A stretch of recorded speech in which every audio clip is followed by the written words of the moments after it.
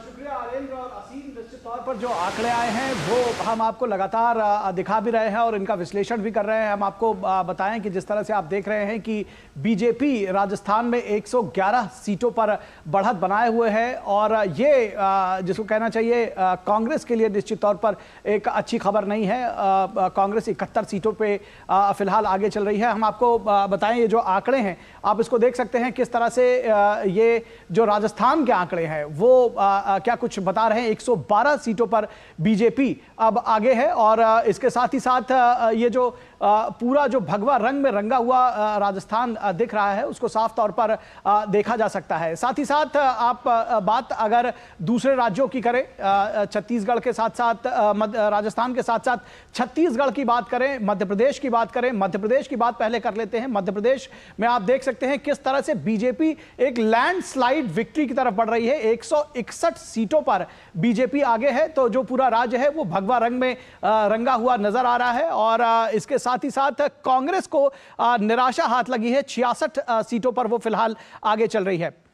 इसके साथ ही साथ अगर मध्य प्रदेश के साथ अगर हम बात छत्तीसगढ़ की करें तो यहां जो परिणाम हैं वो चौंकाने वाले कहे जा सकते हैं, क्योंकि इसके पहले जो राजनीतिक पंडित थे या जो भी सैफोलॉजिस्ट थे उनका कहना था कि छत्तीसगढ़ में कांग्रेस की स्थिति बहुत मजबूत है, लेकिन अब फिलहाल वो स्थिति बीजेपी के मजबूत होती हुई दिख रही है जो 54 सीटों पर आगे चल रही है। कांग्रेस फिलहाल 33 सीटों पर यहां आगे चल रही है। अदर्स भी यहां पर बने हुए हैं 3 सीटों के साथ में। तो ये एक बड़ा जिसको कहते हैं कि उलट फेर अगर कहा जाए तो गलत नहीं होगा। इसके साथ ही साथ अगर तेलंगाना की बात करें, इन राज्यों के अलावा तेलंगाना की बात करें तो कांग्रेस जरूर उसके लिए यहां राहत की बात है, क्योंकि 65 सीटों पर कांग्रेस आगे चल रही है। बीआरएस जिसको कहा जा रहा था कि वो एंटी इनकम्बेंसी फैक्टर झेल रही है, वो 38 सीटों के साथ में यहां आगे चल रही है। सबसे बड़ी बात है कि बीजेपी ने यहां पर अपनी मजबूत उपस्थिति दर्ज कराई है। हालांकि वो सरकार बनाने का दावा कर रहे थे, लेकिन निश्चित तौर पर दहाई आंकड़े में वो पहुंचे हैं और AIMIM से ज्यादा सीटें लेकर के उन्होंने बताया कि राज्य में अब वो एक तीसरे फोर्स बन चुके हैं।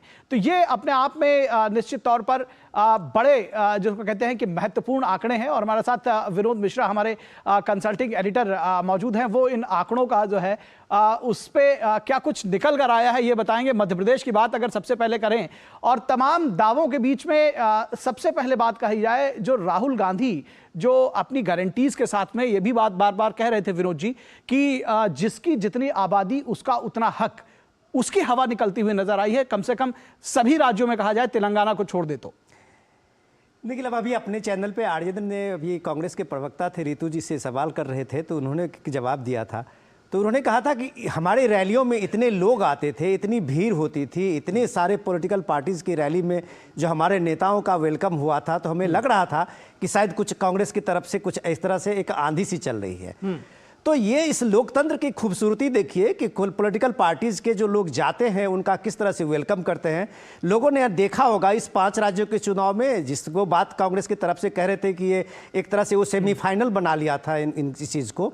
तो ये सेमीफाइनल बनाने का जो इनका एक तरह से आप सोचिए कि मंसूबा था, वो शायद इसके पीछे में ये गलतफहमी थी। जो राहुल गांधी आपने जो सवाल किया कि वो जो कह रहे थे कि जिसकी जितनी आबादी उसका उतना हक, तो उनको लग रहा था कि शायद मध्य प्रदेश में ये काम कर जाएगा। और शिवराज सिंह का जो मोदी के चेहरा और मोदी मैजिक की बात हो रही थी, क्योंकि वहां कोई उम्मीदवार नहीं था सीएम कैंडिडेट के। कमलनाथ तो ऑलरेडी पहले से घोषित थे कांग्रेस का, लेकिन बीजेपी में एक तरह से घोषित उम्मीदवार कोई नहीं था। तो सिर्फ कमल निशान की बात कह के पीएम मोदी की जितनी भी रैलियां हुई है तो कमल निशान की बात हुई थी। तो ये इंटरेस्टिंग ये चीज है कि जनता का जो फैसला है उस फैसले को आप समझ नहीं पाते हैं पॉलिटिकल पार्टी, या आपने जो इतने घोषणाएं और इतनी गारंटी के साथ जा रहे हैं, तो जनता के मन में क्या है, शायद इस बात को समझने में आपने गलती की है। वजह क्या देखते हैं, क्या वजह देखते हैं? क्योंकि शायद इस लैंडस्लाइड विक्ट्री के बारे में तो बहुत सारे लोगों ने सोचा भी नहीं था। देखिए, इस पूरे इलेक्शन की अगर आप देखेंगे तो दो कंडीशन जब आप देखते हैं, एक जगह मोदी की गारंटी थी, एक जगह कांग्रेस की गारंटी थी।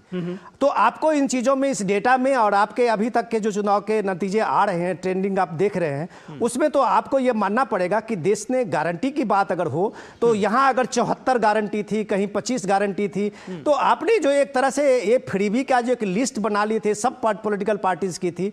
और जब उसके रेस में आपने देखा कि मोदी गारंटी जब कहते थे पीएम मोदी कि मोदी गारंटी का मतलब होता है कि सीधे सीधे जमीन पे उतरना, उसका एक भरोसा, उसका वो कॉन्फिडेंस, तो शायद इस आंकड़ों से तो ये बात जरूर साबित है कि लोगों ने मोदी की गारंटी पे ज्यादा भरोसा किया है। इस बात को हम इससे पहले कि छत्तीसगढ़ पर आए विनोद जी, ये बात समझना चाहेंगे, क्योंकि जो उज्ज्वला योजना या ये कहा जाए कि जो आयुष्मान योजना थी, उसके बरक्स कहीं ना कहीं अशोक गहलोत ने 25 लाख रुपए चिरंजीवी योजना के तहत देने की बात कही थी, लेकिन उसके बावजूद वो कार्ड उनका नहीं चला राजस्थान में।